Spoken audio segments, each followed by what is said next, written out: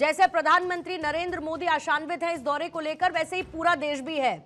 लेकिन इसके साथ साथ इस विजिट की टाइमिंग पर भी लगातार ये सवाल उठे कि आखिर ये समय प्रधानमंत्री नरेंद्र मोदी ने क्यों चुना। मैं ये समझना चाहती हूं सरकार के पर्सपेक्टिव से कि प्रधानमंत्री का ये इजरायल दौरा, इसकी इंपॉर्टेंस क्या है और दुनिया को क्या कोई संदेश इस पूरे मिडिल ईस्ट में मची हुई उठापटक के बीच भारत देने की कोशिश कर रहा है। पूर्णिमा जी, आपको और आपके सारे श्रोताओं को और आपके सारे व्यूअर्स को और आपके सारे जो पैनलिस्ट यहाँ पर बैठे हैं, माननीय हमारे यहाँ पैनलिस्ट बैठे हैं, उन सबको मेरा नमस्कार। देखिए, पहली बात तो बड़ा स्पष्ट समझे कि टाइमिंग कोई ये नहीं कि आजकल में कोई नहीं, कई कई महीने पहले चीज़ें तय होती हैं कि कब प्रधानमंत्री जाएंगे, कब विदेशी दौरे करेंगे, किस देश का दौरा करेंगे। ये कई कई महीने और कई बार साल 2 साल पहले भी चीज़ें तय होनी शुरू हो जाती हैं।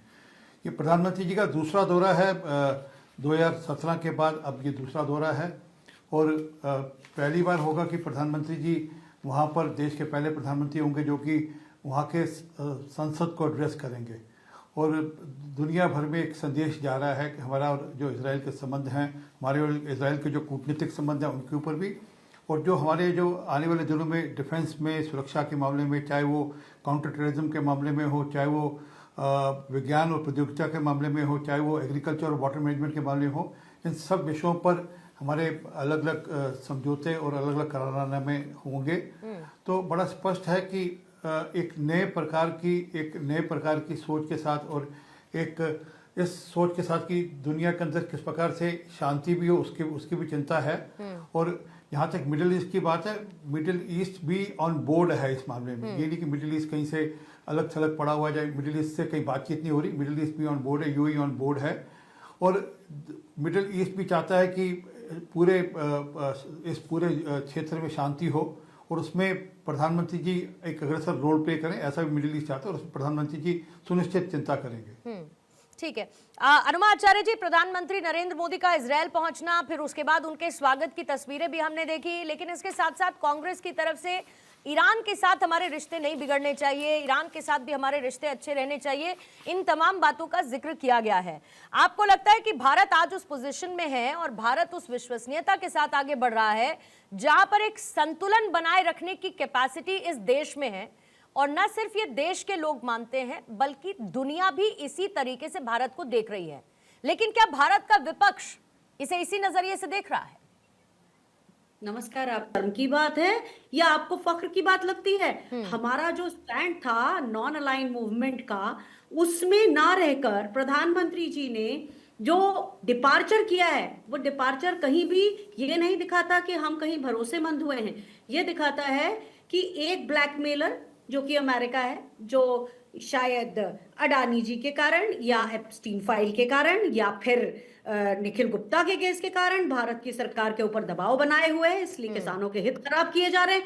और दूसरा ब्लैकमेलर है इजराइल, जिसके पेगासस लेकर उस केस को ही आगे नहीं बढ़ाती सरकार उसकी पड़ताल ही नहीं होने देती, और इजराइल के धमकी में आकर प्रधानमंत्री गए हैं। इसको आप कैसे ये मानती हैं कि बड़े गर्व की बात है? और पिछली बार गए थे जब 2017 में, तो एप्स्टीन फाइल के हिसाब से अमेरिका की धुन पर नाचे गाए थे वहां पर। तो अगर नाचने गाने जा रहे हैं तो हम क्या ही कह सकते हैं? हमें देश के लोगों को शर्म आना चाहिए। इजराइल एक जो उसने कितने हजार, 60 से 70,000 लोगों के हत्यारे हैं नेतन्याहू, उनकी तारीफ करेंगे हम? ये किसका देश है? ये बुद्ध का देश है, ये महावीर का देश है, ये गांधी जी का देश है, इसी नाम से जाना जाता है और जाना जाएगा।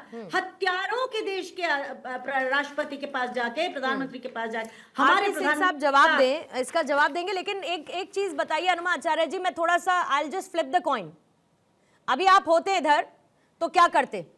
क्योंकि अगर आप वॉर क्रिमिनल की बात करते हैं तो पुतिन को भी वॉर क्रिमिनल ठहराया गया है यूक्रेन से युद्ध के बाद। अगर आप बेंजामिन नेतन्याहू की बात करते हैं तो उनको भी ऐसा कुछ कहा गया है। शेख हसीना जी के लिए भी ऐसा ही फैसला सुनाया गया था, जिनके साथ सोनिया गांधी, इंदिरा गांधी के संबंध कैसे रहे मुझे बताने की जरूरत तो है नहीं। So I just flip the coin. ये बता दीजिए कि अगर आप इस तरफ होते तो क्या करते?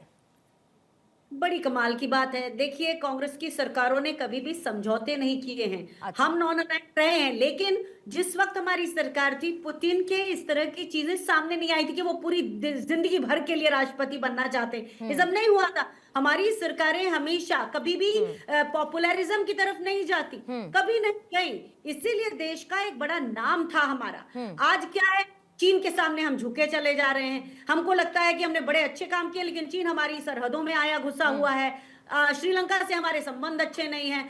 हर उस देश से जिससे हमारी बहुत अच्छी दोस्ती थी, यहाँ तक कि भूटान जो हम पर इतना भरोसा करता था, आज वो भी चीन की तरफ थोड़ा ठीक देखने है। लगा है। तो नेपाल विदेश नेपाल के नीति जो पर भारत के सवाल। सिपाही थे, वो अग्निवीर को छोड़कर चीन की सेना में भर्ती हो रहे हैं। हमें कितना नुकसान हुआ है, तो सोचिए भारत की तो। विदेश नीति से कांग्रेस को फॉर श्योर समस्या है, और क्योंकि आपने इजरायल को लेकर, तो जाहिर है कि कांग्रेस तो वो सरकार और वो दौर भी रहा है, जिसको इस बात से समस्या थी कि इजरायल का अस्तित्व भी हो।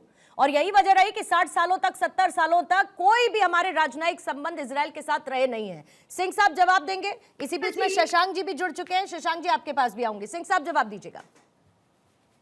मुझे लगता है कि आज के यदि संदर्भ में आप देखें, स्वर्ण सिंह जी रोक रहे हो आपको, एक बार सिंह साहब का मैं जवाब ले लूं। सिंह साहब का मैं जवाब ले लूं। कुछ क्वेश्चंस रेज किए हैं अनुमाचार्य जी ने, बोलिएगा सिंह साहब। नहीं, मैं बीच में नहीं, पहले बोल लेने दीजिए। जो बोल रहे थे वो सीनियर हैं, उनको बोल लेने दीजिए। मैं बोल दूंगा, मैं जवाब दे दूंगा इसका। पहले जी, उनको वो बोलने दीजिए। सरनेम से सर एक्चुअली थोड़ा कंफ्यूजन हो गया, अच्छा नहीं लेकिन लगता, आरपी सिंह साहब आप बोलिएगा जी। कोई बात नहीं, अच्छा नहीं लगता। आपने उनको टोक दिया। नहीं, सीनियर है, प्लीज, अच्छा नहीं लगता। ओके, उनको बोल लेने दीजिए। ओके। स्वर्ण सिंह साहब, आप बता दीजिए इंटरनेशनल रिलेशंस के लिहाज से, और खासतौर पर जो अनुमाचार्य जी ने कहा उसके पर्सपेक्टिव में, आपका नजरिया या इस विजिट से या मिडिल ईस्ट में अभी जारी रकस के बीच में इस दौरे को कैसे आप देखते हैं? धन्यवाद। दो सिंह पैनल पर होने से ये कंफ्यूजन हुआ, उसके लिए सॉरी। No, that's okay. आज के परिप्रेक्ष्य में मैं कह रहा था, यदि आप देखें तो केवल पुतिन या शी जिनपिंग या शेख हसीना या नेतन्याहू की ही बात नहीं है। आज जितनी बड़ी शक्तियां हैं वो सीरिया में एचटीएस के साथ तालमेल बना रही हैं, अफगानिस्तान में तालिबान के साथ तालमेल बना रही हैं।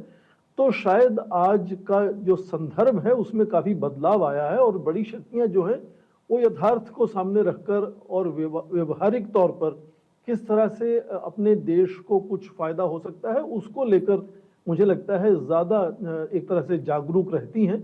इसीलिए आपने जैसे कहा कि खाड़ी के देशों में, मध्य पूर्व एशिया में सभी देशों से भारत का तालमेल है, पर क्या ये अपेक्षा सही है कि सभी से एक जैसी दोस्ती होगी? वो शायद नहीं हो सकता है।